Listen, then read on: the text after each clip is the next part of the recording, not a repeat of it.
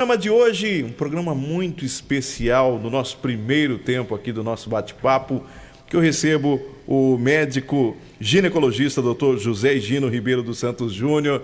Dr. Higino, como é mais conhecido, está aqui do meu lado. Vamos bater um papo sobre reprodução humana. Dr. Higino, seja muito bem-vindo ao Mixidade. Eu que agradeço o convite, é um prazer sempre dar as informações a respeito daquilo que a gente faz e que a gente gosta muito de fazer.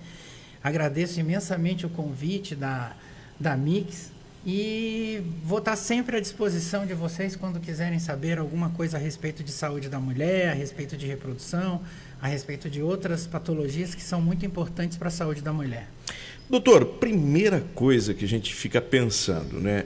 É uma coisa natural da reprodução humana, né? O ser humano, né, foi criado por Deus, o corpo humano, para se reproduzir, não é? Seria uma coisa natural. Mas existem algumas patologias, tanto no homem quanto na mulher, que impedem muitas vezes essa reprodução natural. E aí as pessoas têm que recorrer a alguns métodos artificiais para que essa reprodução possa acontecer. E aí que entra o trabalho, né, da ginecologia, desse trabalho de reprodução assistida.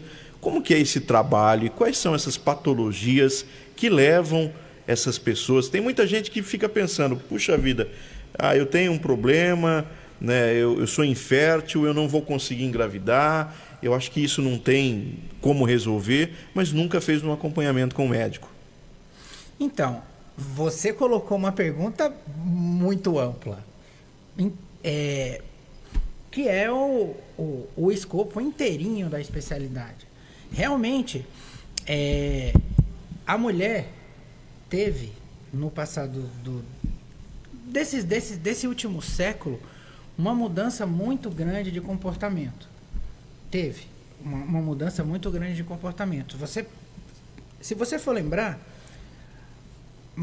vamos dizer, uns 100 anos para trás, as mulheres engravidavam todas com 16, 15, 17 anos, tinham todas 8 filhos.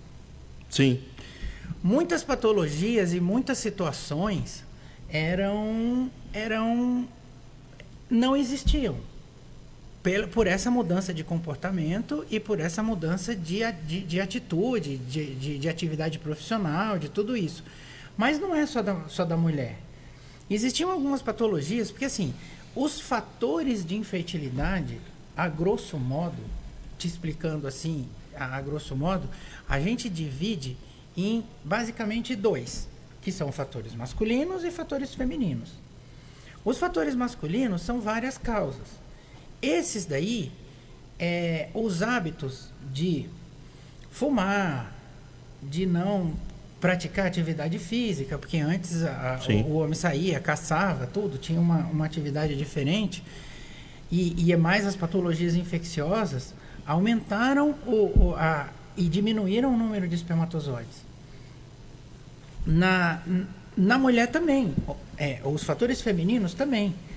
Hoje, o que a gente tem de mais importante na nossa sociedade, que eu sempre falo, e eu falo todo dia, e todo dia que a gente começa a atender e que a gente vê, tá aumentando a prevalência, é a idade. A idade. Porque a mulher tem um número limitado de óvulos. Esses óvulos já estão dentro do ovário dela, quando ela está dentro do útero da mãe. E a partir do momento que ela nasce, todo mês ela perde uma quantidade de óvulos que são viáveis. E isso vai com a idade. Não é só com a menopausa, que acontece mais ou menos aos 50 anos, que ela fala assim, bom, agora não engravida mais. Não. Essa menopausa, vamos dizer, reprodutiva, o fato de não engravidar mais, acontece bem antes. Perde-se a qualidade desses... Perde a qualidade do óvulo. Esses óvulos que estão dentro do ovário da mulher, durante toda a vida dela, eles sofreram todas as influências que ela sofreu. De poluição, de estresse, de quimioterápicos, de medicação, de tudo que ela pode ter passado. Mas algumas patologias que são mais prevalentes agora, elas também surgiram nos últimos 50 anos, vamos dizer. Uma das mais importantes que a gente está vendo, que a gente está estudando e que a gente está tentando, vamos dizer, normatizar em todos os lugares, que tem poucos especialistas, é a endometriose, que é uma patologia da mulher, que acontece mais pelo fato de não ter engravidado e que pode ser pelo fato de não ter engravidado, tem algumas outras causas, mas que a gente não via tanto quando as mulheres engravidavam antes. Então, assim, dentro desse contexto todo, há 27 anos atrás, quando eu comecei a trabalhar com reprodução, a gente tinha, em estudos epidemiológicos, assim, uma prevalência de que mais ou menos 3 a 4% dos casais vão precisar da gente para poder engravidar. Agora já passou de 15 faz tempo. Caramba! Então, essa prevalência, ela aumentou. Por quê? Porque agora as pessoas querem. Primeiro demoram, porque assim, a sociedade mudou, né? O esquema mudou. Os hábitos mudaram. Os hábitos mudaram. O tipo de relacionamento mudou. Então, assim, não se tem mais a coisa que era antes. Era muito comum, antigamente, a gente, com os tios, com as pessoas do passado, a gente, minha tia teve 12 filhos, Sim, 15 filhos. Hoje em dia, as pessoas têm 1, 2 filhos e chega, é muita coisa. Teve 15, teve 12, e assim, e tudo com o mesmo marido. Exatamente. Então, assim, e o homem também teve 12, teve 15, tudo com a mesma mulher. Com a mesma mulher. Agora está muito diferente esse contexto. A sociedade mudou. Mudou. E assim, essa mudança completa de todos esses hábitos aumentou essa prevalência. Lógico, patologias existem. Elas começaram a aumentar em virtude da mudança do comportamento, em virtude da mudança de tudo. E por isso que a reprodução, que antes a gente falava assim, não, tem 2, 3 clínicas no Brasil. Tinha uma clínica em São Paulo, tinha às vezes 2 clínicas em São Paulo, tinha uma clínica grande em Campinas, tinha uma clínica em Ribeirão, que são as cidades maiores, tinha uma clínica no Rio, que você sabia de referência, agora todo lugar tem. Entendeu? E assim, por quê? Porque aumentou a prevalência. Aumentou, tem muita demanda, né? Aumentou a prevalência. Mas assim, a natureza humana não. A fisiologia da mulher não. E as dificuldades para se chegar ao sucesso também não. Por isso que é muito importante a gente abordar esse tema e a gente conversar, porque assim, mexe muito com as pessoas. Demais, e demais. Tem a coisa mais natural do mundo, assim, o que a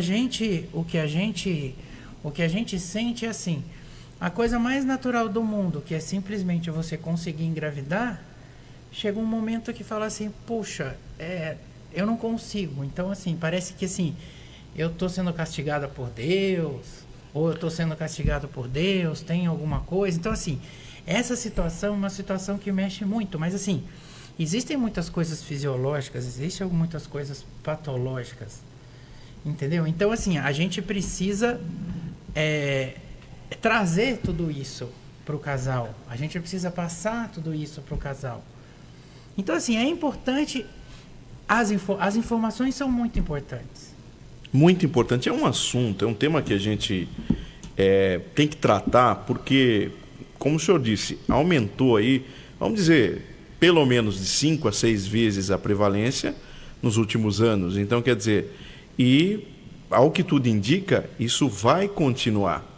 Isso deve continuar aumentando. E as pessoas têm que perceber que elas precisam buscar ajuda. Não é? Porque muitas vezes a mulher não consegue engravidar. É aquela coisa no natural. Não estou conseguindo engravidar, só que ela não busca ajuda. Ela não procura ajuda médica. Aí, Diego, eu acho que é assim, ó.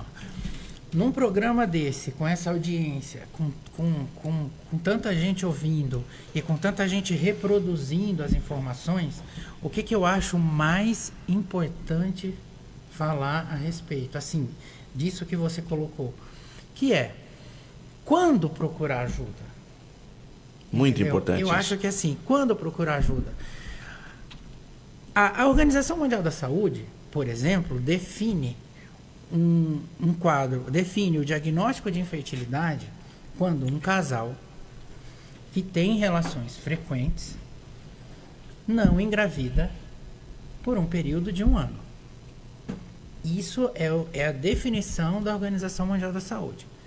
Uma vez passado esse tempo e uma vez não conseguindo a concepção, teoricamente é necessária uma investigação feita por alguém que consiga fazer. Eu não vou dizer não, precisa do especialista, do médico que tem uma clínica de reprodução, disso. Não, precisa de uma investigação que siga os moldes do que a gente faz. Um médico ginecologista pode fazer isso. Pode fazer, que vai chegar no limite dele, e quando chegar no limite dele, que às vezes é um limite, às vezes não de investigação, mas às vezes de tratamento, aí ele pode referenciar para a gente.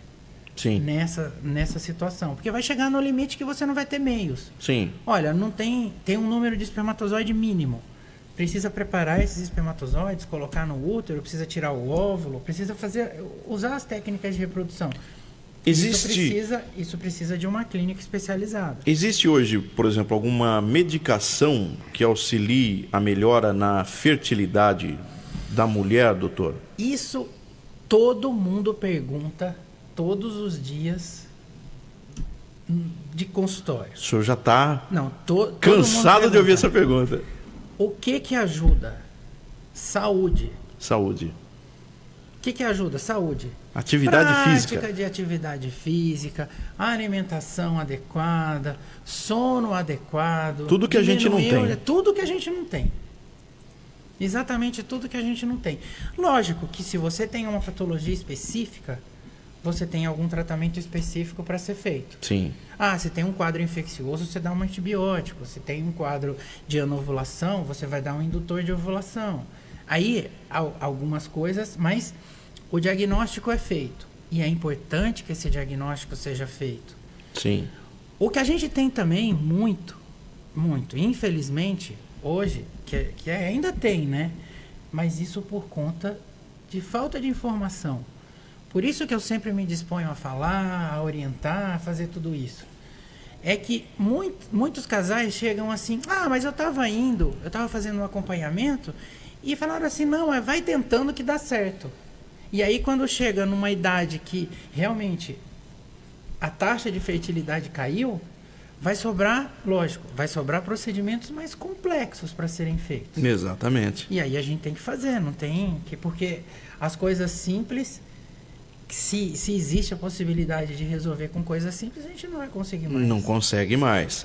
Eu perguntei a respeito da medicação, porque muitas vezes o médico ginecologista, numa primeira consulta, ali ele faz as suas análises, os seus exames, de repente para o homem o espermograma, ele faz ali a contagem de espermatozoides, a contagem dos óvulos da mulher, não sei se é assim que se faz, mas aparentemente tudo normal.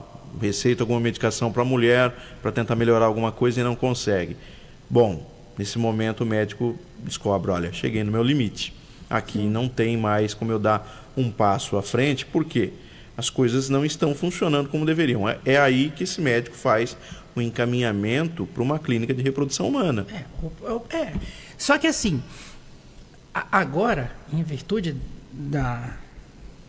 desse modelo de vida, principalmente da mulher, que a gente tem, a gente não está mais esperando esse ano todo. Se ela tem mais de 35 anos, a gente não espera esse ano todo. Não que você já vai fazendo alguma coisa, não é essa a situação. Mas você vai pelo menos investigar. Porque antes, chega lá com 28 anos, você faz os exames normais. Faz ultrassom, faz exame hormonal, vê o quadro menstrual, se tem tudo, aparentemente tudo normal, fala assim, não, tenta mais um pouco. Pode, tá tudo certo. Vê que o número de espermatozoides é adequado, tudo. Acho que aí... Agora, Se tem mais de 35 anos, fala assim, eu suspendi meu método anticoncepcional. Não que você já vai indicar algum tratamento na sequência, mas pelo menos pesquisar você vai. Porque o tempo pode ser... O tempo é traiçoeiro. O tempo nessa idade pode ser importante. Então, assim, o grande alerta, não. A grande orientação é isso. Mas eu tenho, assim... A gente tem história para contar de tudo que você pode imaginar. Caramba. Né? O doutor, e aquela mulher que toma o anticoncepcional há muitos anos já? Porque a gente sabe que hoje é muito comum. A menina hoje começa a menstruar ali por volta dos 12 anos de idade, 13 anos de idade. Muitas vezes a mãe já começa, olha, tem o risco de engravidar. Às vezes por conta própria já começa, ao invés de levar a menina ao médico, não, já começa a administrar um anticoncepcional. E por muitos anos esses anticoncepcionais, isso pode interferir também na questão aí da infertilidade? Muito legal a pergunta. Então, o uso de anticoncepcionais combinados, certo? Que são os mais frequentes, porque anticoncepcionais, dados de qualquer via, eles têm várias formulações. O mais utilizado, o mais comum, são os anticoncepcionais combinados. Aqueles que têm os dois tipos de hormônio, que são os estrógenos e os progestágenos. O uso desse tipo de anticoncepcional, na verdade, preserva a fertilidade. É mesmo? E o mês mais fértil que a mulher tem é exatamente aquele mês seguinte que ela suspendeu. É o mês seguinte que ela suspendeu. É o mês seguinte que ela suspendeu. Então, assim, não é verdade o fato de que eu não engravidei porque eu tomei muito tempo de anticoncepcional. Se for anticoncepcional combinado, não. Existem outros tipos de anticoncepcionais, que são anticoncepcionais com progestágenos únicos, e aí que pode levar a uma atrofia do útero, e aí depois, quando ela suspende, pode levar um tempo para que ela consiga... Não que o ovário não vai ter problema, mas Sim. o útero a gente pode ter que dar uma estimulada para ele funcionar. Então, assim, isso pode ser em parte verdade, mas em parte só. Sim. Agora, quem usa anticoncepcional combinado, que são 80%, vai engravidar no mês seguinte que para. Agora eu vou aproveitar, deixa, e vou fazer uma pergunta que acho que muita mulher está em casa e quer fazer. Inclusive, se você quiser fazer a sua pergunta para o doutor Higino, pode ligar no 34044000 para fazer a sua pergunta aqui para ele, ou mandar aqui pelo WhatsApp também a sua pergunta. Doutor Higino, é verdade ou mito que a mulher precisa menstruar? Ela pode, por exemplo, tomar de forma frequente o anticoncepcional sem precisar fazer aquele intervalo entre as cartelas? Então, você fez uma pergunta que eu vou sair na porta aqui e metade dos colegas ginecologistas vão querer me matar. Vão querer bater no seu vão querer bater palma, porque isso existe uma divisão de águas em relação a esse fato. Sim. Mas eu sou entusiasta do fato de que a mulher não precisa menstruar e que é um atraso de vida. Que a menstruação é um atraso de vida. Ela não precisa ter perda regular de sangue. Isso aí fisiologicamente foi colocado. Mas, vamos dizer assim, eu sou muito religioso. Sim. E assim, a gente tem que acreditar que existe, sei lá, uma inteligência superior que criou tudo.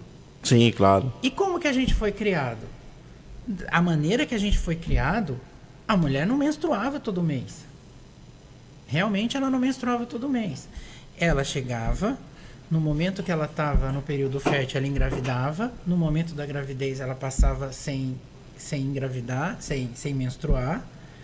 Aí, ela depois que ela tinha o filho, ela ficava sem menstruar também, porque a prolactina da amamentação fazia com que ela ficasse em anovulação.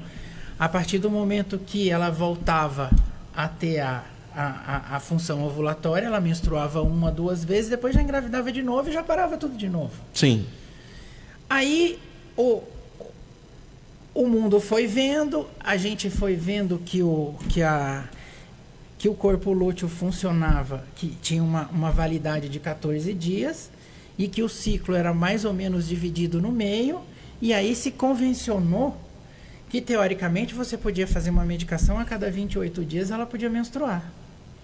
E aí com o uso de anticoncepcional e com tudo, e com o fato de não engravidar, isso foi acontecendo e aí... Existe o que a gente vê hoje. Existe o que a gente vê hoje, mas não precisa menstruar. Eu acho que essa perda regular de sangue incomoda de várias maneiras. Exatamente. Então, assim, eu sou entusiasta mas tem muito ginecologista que não acredita nisso e que acha que fisiologicamente é assim e que tem que ser assim. Sim. Então, uma... São duas linhas. Duas linhas são duas linhas, de raciocínio. Bom... Mas a gente tem que defender um lado. É um ponto de vista. Agora, não faz mal, não há risco da mulher, por exemplo, desenvolver um câncer por não menstruar, de maneira alguma. De jeito nenhum. Como fisiologicamente o organismo vai menstruar, você vai, para acontecer que não menstrue, só vai ter duas maneiras. Ou você vai medicar, ou ela vai fazer exatamente como era. Engravida, amamenta, engravida, amamenta, Sim. engravida, amamenta. Como não existe mais isso, pelo menos a princípio, Sim. vai ter que medicar. E as medicações que são feitas para que isso aconteça são medicações muito seguras e são medicações que previnem Sim. a ocorrência de doenças tipo neoplasias malignas, Sim, por exemplo. sim. E é interessante, doutor, essa colocação que o senhor trouxe a respeito dos anticoncepcionais, até mesmo na questão da infertilidade, que eu tinha esse pensamento, falar, puxa vida, a mulher de repente, sei lá, tomou anticoncepcional por 10 anos, depois vai tentar engravidar, demora. Não, pelo contrário, se ela toma os anticoncepcionais de hormônios combinados... o mês mais fértil é o mês seguinte. Olha só que coisa interessante.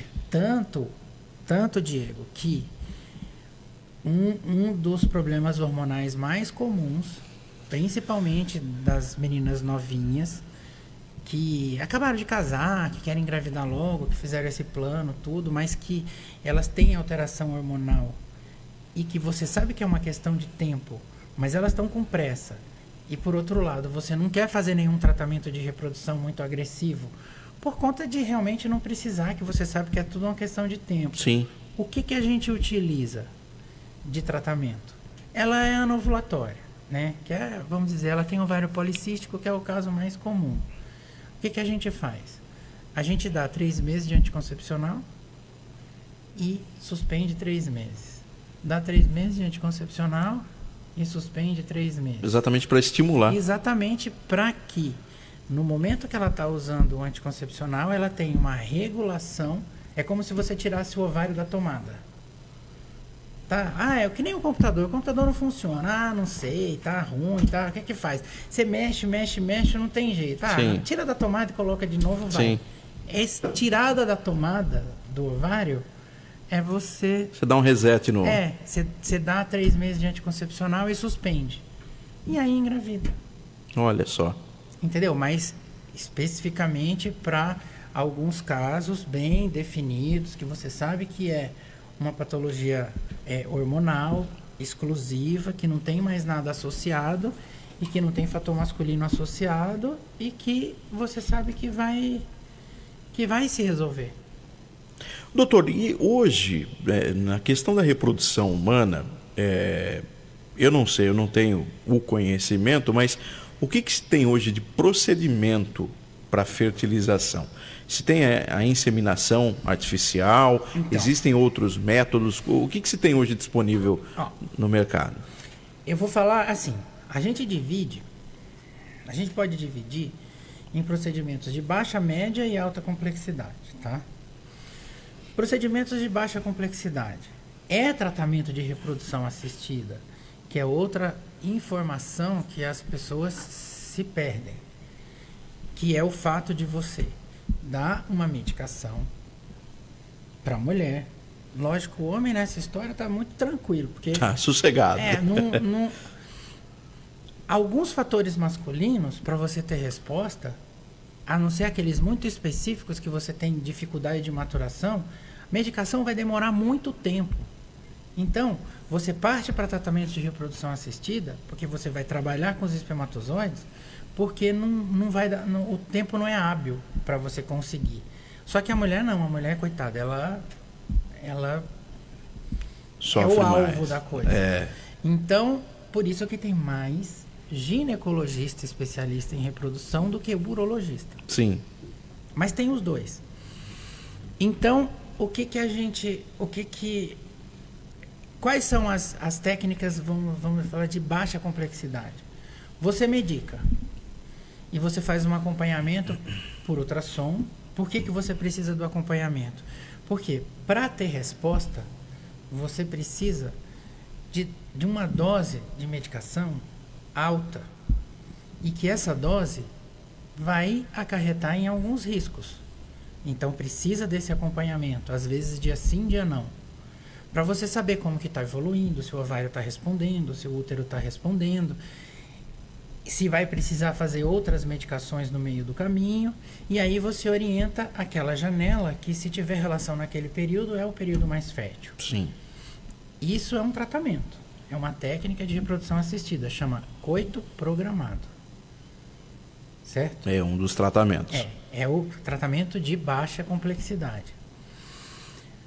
Qualquer médico pode fazer, desde que tenha um conhecimento de fazer o segmento ultrassonográfico e saber modular as medicações em determinados momentos do ciclo da mulher. Sim.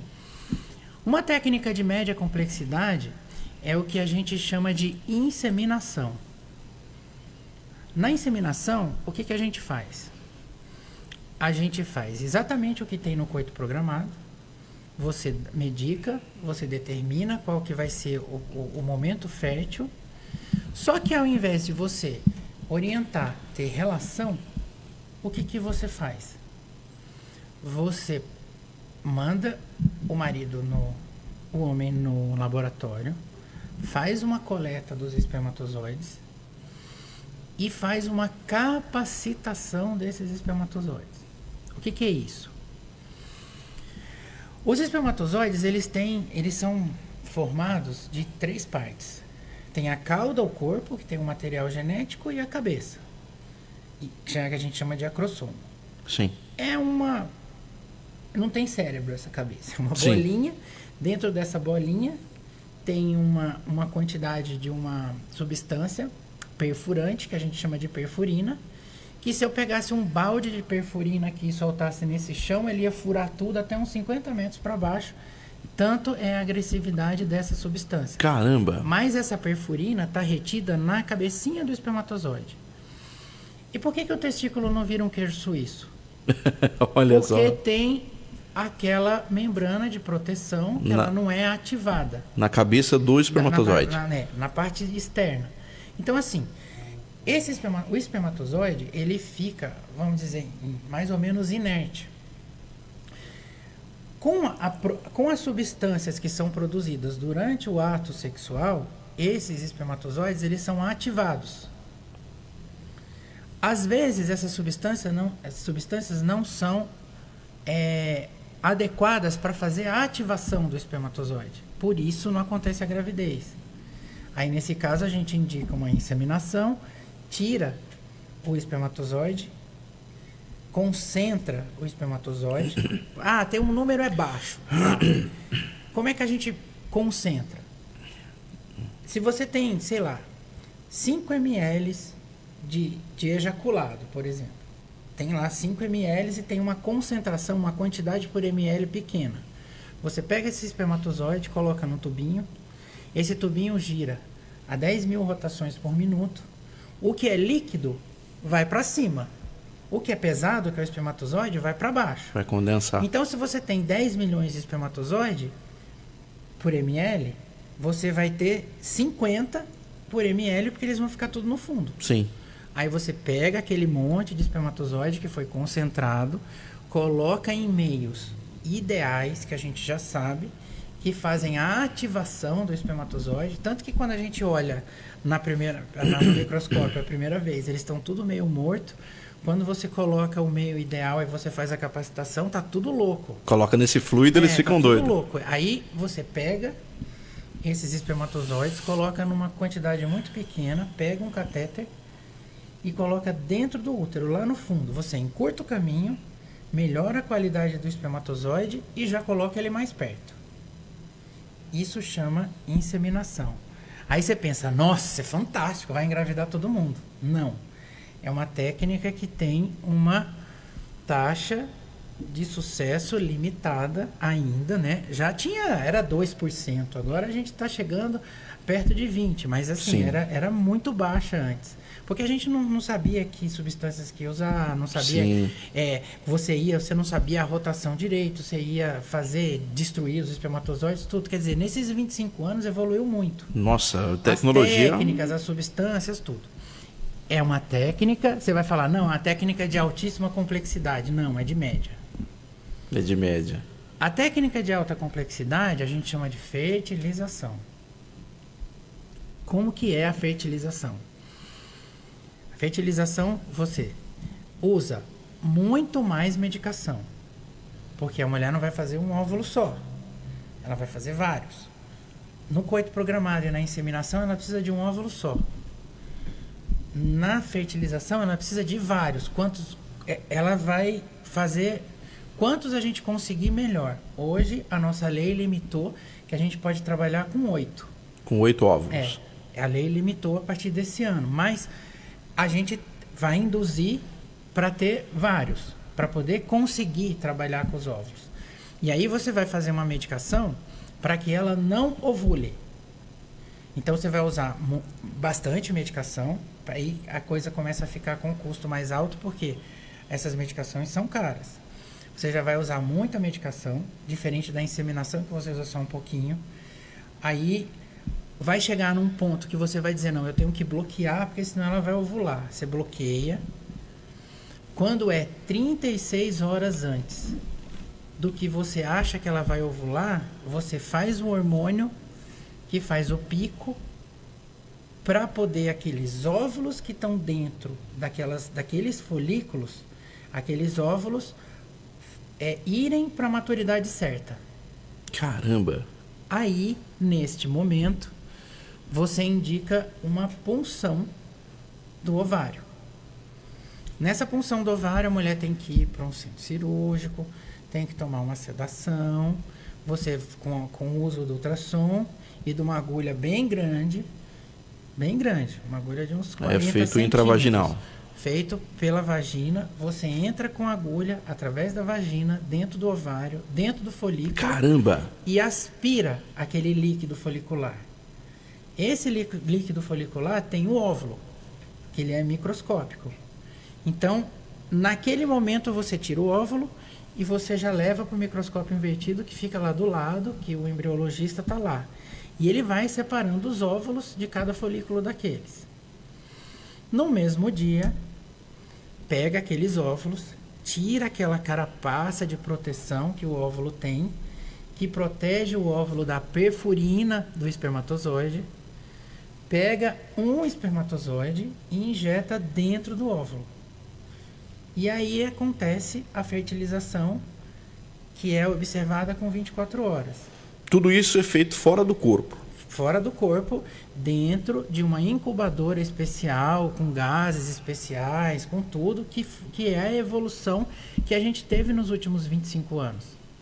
Caramba! Esses meios para fazer o cultivo desses embriões e o local que eles ficam. E aí você pode observar esses embriões até 6 dias. Por quê? Porque a gente transfere, às vezes, a gente devolve esse embrião para o útero, às vezes, no segundo no terceiro, no quinto ou no sexto dia. Aí devolve como? Coloca na pontinha de um catéter, bem na pontinha de um catéter, passa esse catéter, você vai guiado por ultrassom, você vê que o catéter está no fundo do útero e você injeta o embrião. Tira o catéter de lá, devolve para o microscópio e vê que o embrião não está mais lá. Ou seja, ele está lá dentro do útero. Está dentro do útero. Isso é fertilização.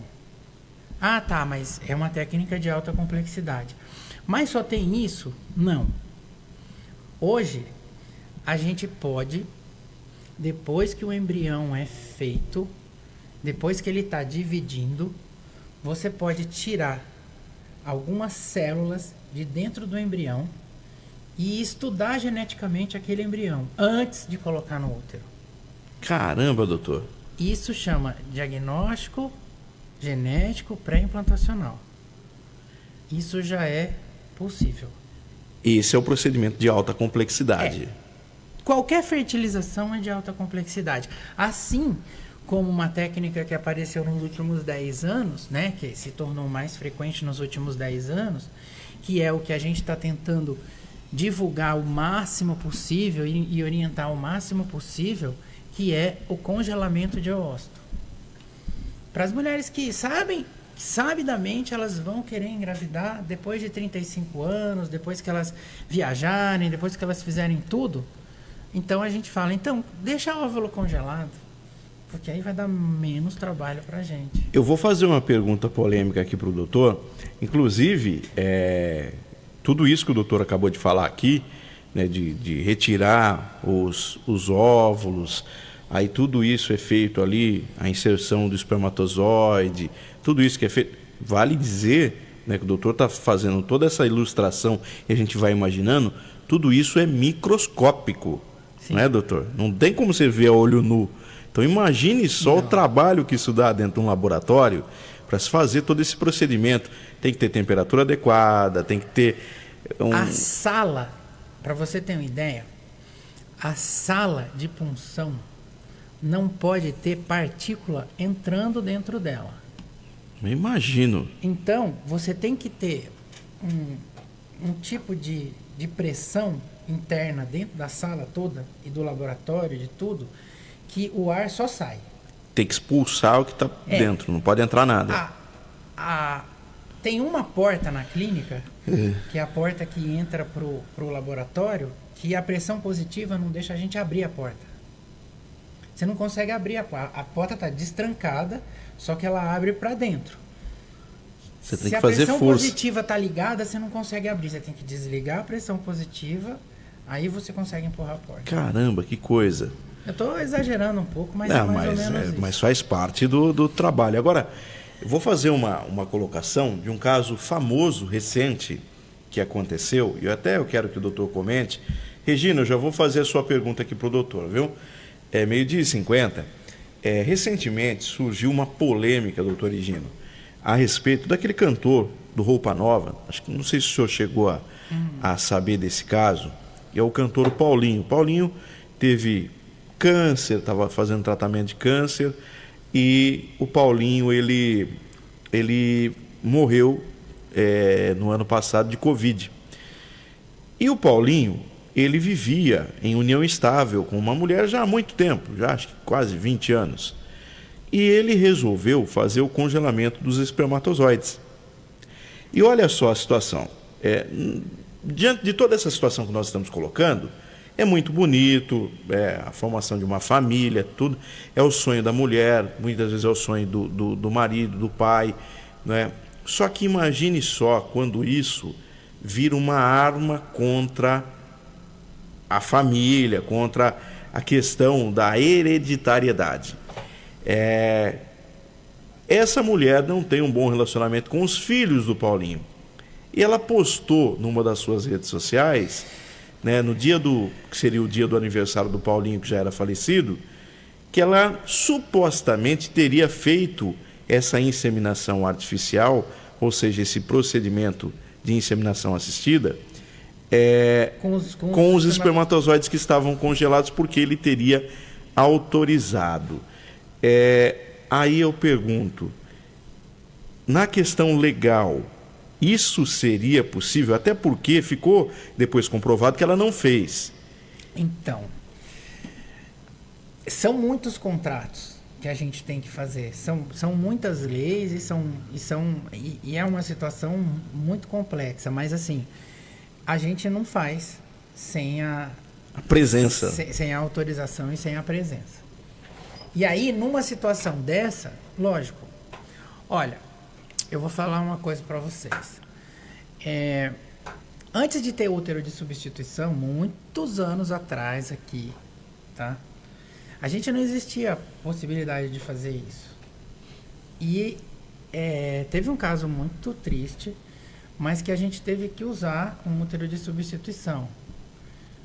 Foi difícil conseguir a autorização judicial, mas a gente foi atrás para conseguir, para fazer antes, entende? Para colocar os óvulos de uma moça na sogra. Seria o que é chamado vulgarmente de barriga de aluguel.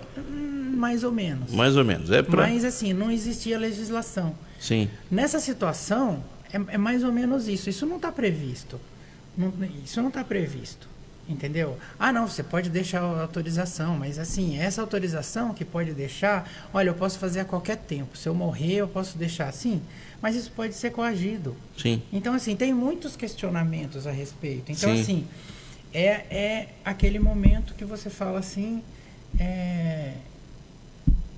que precisa da pessoa autorizar, porque o filho é dos dois. Sim. Porque naquele momento em que os espermatozoides foram armazenados, ele deu autorização. Vamos imaginar que naquele momento sim.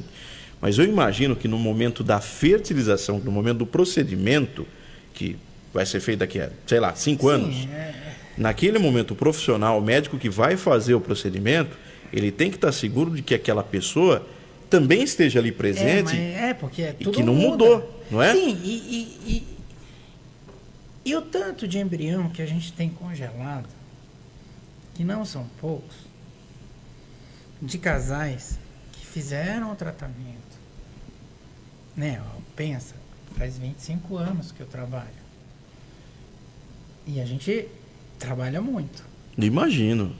Imagina, você faz o tratamento e você congela e tem muito... E aí você transfere e fica embriões congelados. Embriões congelados que são os embriões que você não pode transferir e que estão lá e que estão fertilizados e estão bonitinhos e que você congela para o futuro, caso aquela fertilização não dê certo, para vários motivos.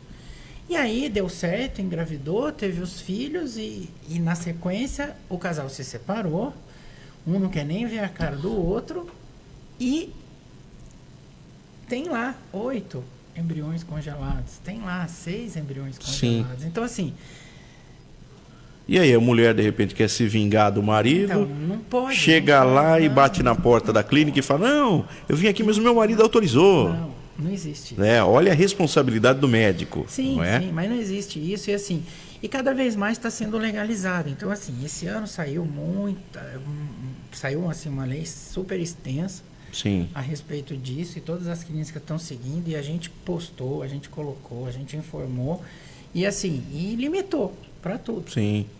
Que hoje a gente tem, por exemplo, a gente não pode fazer nenhum tratamento de nenhuma mulher em nenhuma situação com mais de 50 anos. Entendi. Isso no Brasil é seríssimo. É sério. Porque é complicado. Às vezes a mulher com 50, 55 anos quer engravidar, de repente tem um pensamento e a legislação... Todo mundo que tem mais de 20 anos todos os especialistas que trabalham muito, que tem mais de 20 anos já fizeram. Mas agora não faz mais. Não pode por força de lei. Por força de lei. E tem que seguir, não tem jeito. Caramba, e qual seria a explicação, doutor? Pela expectativa de vida da pessoa? Isso daí foi amplamente discutido. Veio em forma de lei, né? Foi discutido no Congresso. Os legisladores, tal, tudo. Lógico, a gente manda representante, a gente vai, às vezes, a gente fala, mas é forma de lei e se segue. Exatamente. Bom, Uma pergunta mais ou menos nesse sentido, mas não sobre a reprodução. A Regina Escavassa diz aqui, ó, boa tarde, Diego e doutor Higino. Eu tenho 69 anos. Calma, doutor, calma. A Regina não está querendo engravidar, ela apenas está querendo aqui saber o seguinte: gostaria de saber se eu ainda tenho que ir ao ginecologista ou não é necessário ir mais ao médico. Um abraço. Lógico que tem. Sempre. Lógico que tem. Tem que fazer mamografia anual, tem que fazer ultrassom transvaginal anual. Talvez ela não precise mais de Papa Nicolau, mas assim, os outros exames precisam sim. Tem que fazer todos os exames, não tem jeito, viu, Regina? Precisa ir ao médico. E falando, e agora o recado é para os homens, aproveitando aqui que o doutor Higino está aqui, ele não é urologista, não é? Ele é ginecologista, mas nós estamos aí no Novembro Azul, não é? E nós vamos trazer o urologista na próxima semana, não é? Mas eu já vou fazer essa deixa. Agende o seu exame de próstata. Você que tem 40 anos ou mais, para com essa coisa de ficar com esse preconceito de eu não vou fazer exame. O homem tem muito disso, de não querer fazer exame, de ter esse preconceito. E aí tem essa coisa horrível de incidência de câncer de próstata por falta de prevenção no Brasil, não é, doutor? Então, é assim, o que a gente tem de prevenção tem que fazer, porque não existe nada melhor que prevenção. Não pode abrir mão, né? Não pode. E o que a gente e no caso do câncer de próstata não é nem bem uma prevenção, é um diagnóstico precoce. Sim. É igual ao da mama. Não existe exame preventivo, não existe alguma coisa que você fala, não, vamos fazer porque vai virar alguma coisa. Não tem isso. Sim. Mas é diagnóstico precoce. Então, assim... Identifica no início. Isso tem que fazer, isso tem que seguir, isso tem que ser orientado. E, assim, é o que é. Não tem jeito. Não tem jeito. Não tem jeito. Não adianta... É natural. É uma falta de inteligência você não seguir... Exato. Essa situação. Exatamente. E tem homem que está brigando ultimamente, né? Não, porque agora tem o PSA, que é o exame de sangue, eu só vou fazer o PSA, não vou fazer o exame de toque, porque... Não, tudo bem. Aí você vai lá, de repente o seu PSA está normal e o exame de toque apresenta algum nódulo. E aí, como é que fica? Então... Pode não ser câncer, mas pode ser outras coisas. Exatamente. Então você precisa fazer o acompanhamento com o seu médico. Fique aí sempre ligado nisso. Doutor Higino, olha, eu quero agradecer a presença do senhor, mas o nosso bate-papo não acabou por aqui, não. Porque eu acho que se a gente ficasse aqui todos os dias batendo papo... 6 dias vai ter assunto. Nós teríamos assunto para uns 2 anos aí, eu tenho certeza. E é muito gostoso porque as pessoas gostam desse tema, as mulheres principalmente, porque a maioria dos nossos ouvintes são as mulheres, elas gostam do assunto, é um assunto que interfere na vida das pessoas. Nós podemos deixar, de repente, se alguém tiver alguma dúvida, o telefone lá do Centro de Reprodução Humana lá de Piracicaba, de repente, se alguém tiver alguma dúvida, quer entrar em contato lá com a equipe lá do Dr. Higino, o telefone... E o da Fertimagem também. Da Fertimagem também, depois... O senhor pode passar. É o 3704-4232. 3704 4232. 4232 e o Centro de Reprodução Humana de Piracicaba, que é o 19-3447-3700. Se alguém quiser, depois me procura aqui que eu informo. A gente vai combinar para o doutor Higino voltar aqui nesse programa, porque é muito bom esse bate-papo. Eu aprendi coisas aqui que eu jamais imaginei de como funciona. Acho que é muito bom a gente aprender, principalmente os casais que estão aí, né, tentando engravidar, que não conseguem, muitas vezes acham que não tem solução, até porque não buscam informação, não buscam a ajuda onde tem que buscar, que é com o médico. É o médico que resolve, é o médico que orienta, o médico que faz a indicação de tratamento e a pessoa não vai em busca desses procedimentos. Então, acho que o primeiro passo é procurar o médico, é sentar com o médico, é uma boa conversa para dar o primeiro passo e com certeza ter um sucesso no seu procedimento. Doutor Higino, muito obrigado. Eu que agradeço a oportunidade, agradeço a todos da equipe, agradeço a Mix. E assim, eu estou à disposição quando vocês precisarem. A gente vai estar sempre aqui esclarecendo dúvidas a respeito de saúde da mulher. Com certeza. Esse é o nosso querido doutor Higino, aqui no nosso Mixidade, que volta daqui a pouco. Já já a Sandra de Souza está junto com a gente aqui no nosso programa. Eu volto já.